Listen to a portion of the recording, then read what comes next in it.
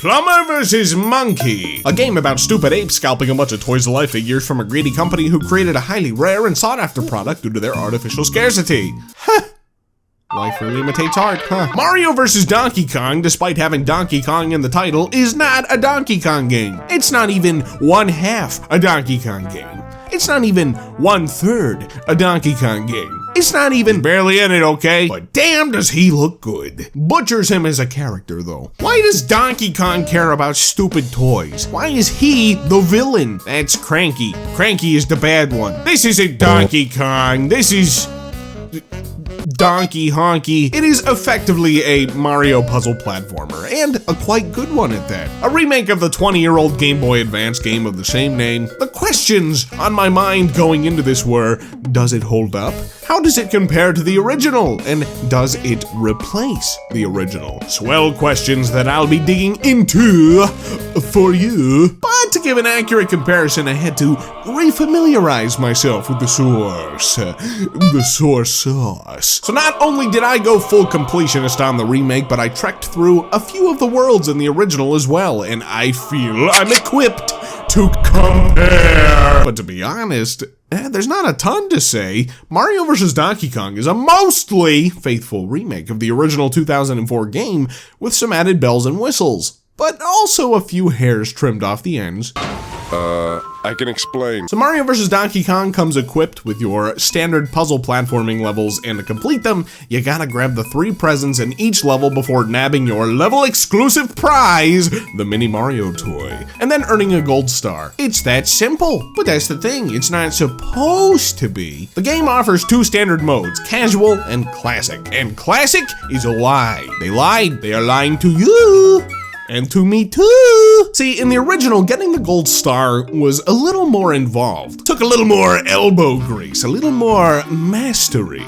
It had a score system, which was totally removed from the remake. To get the gold star, you had a certain score threshold that you had to earn by defeating enemies, collecting the presents, not dying, and getting the Mini Mario under a certain time. If that sounds like a challenge, well, I mean, that's because it kind of is. But that's the classic experience, and that's definitely an element that's missing in translation, at least for me. I like my games tough, man. I don't know what it is about these Nintendo remakes and going soft on the challenge. But getting those stars was never a necessary element to complete the game either, just an extra challenge for those willing to master it. So I'm not really seeing the reasoning behind removing this, at least for the classic mode. Challenge aside, removing the score system also removes a bit of the satisfaction of beating these levels the way they were originally intended. You were constantly being rewarded for defeating enemies and collecting presents with that little dosage of score. There's just something a lot more satisfying about picking up a shy guy and throwing him at his buddy and seeing that little bloop, just that little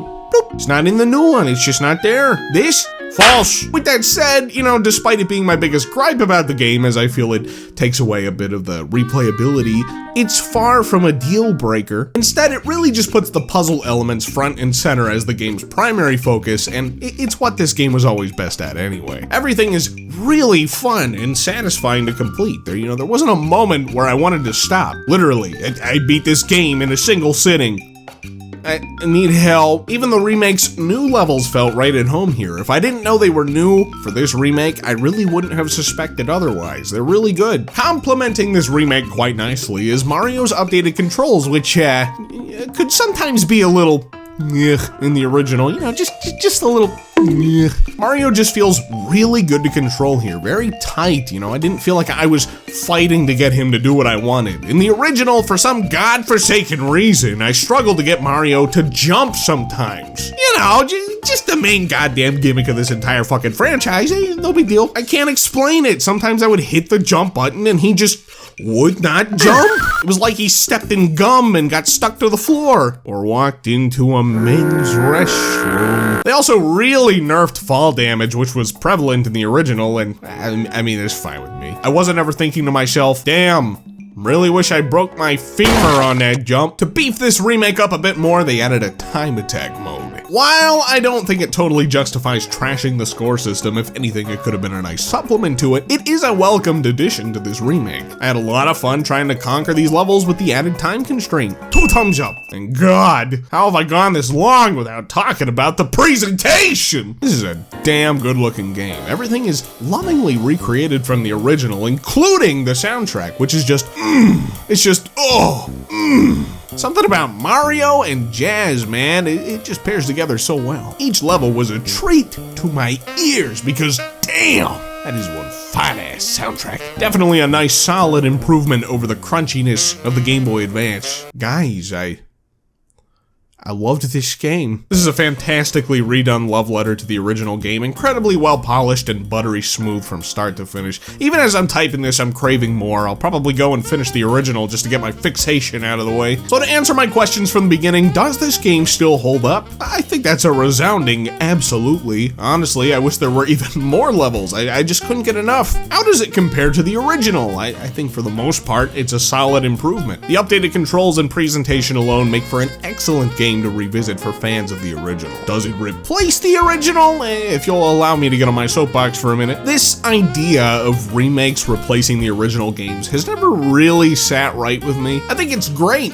to be able to revisit games and bring them up to modern standards, and it's an opportunity to identify faults in the original work and improve upon them. But I also think that there's a novelty to the original versions of these games that doesn't deserve to be lost to time just because there was a remake that replaced it. I feel it's a little bit reductive to view games like this because at the end of the day, games are art, and a lot of people put in the blood, sweat, tears, and talent to make them happen. You can't just replace art. And unfortunately, there are many such instances where these remakes don't even properly credit the original developers, engineers, and artists that made these remakes possible. And to top it off, sometimes elements are just missing in translation, which is bound to happen, but it just goes to show that there's a uniqueness and novelty to the original games, which I don't feel you can just simply replace. So no, I don't think Mario vs. Donkey Kong on Switch replaces the original, but it is a really fun way to revisit a classic Game Boy Advance game. Is it worth 50 bucks?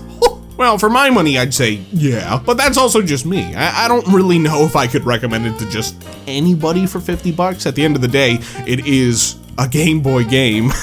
I think 40 bucks max would have been like the perfect price range for this game. But hey, if you like what you see, you'll probably have a good time with it. I was surprised how much fun I had with it in the end. But yeah, that's pretty much it. All right, Nintendo, that was a nice appetizer, but where's my goddamn Donkey Kong game?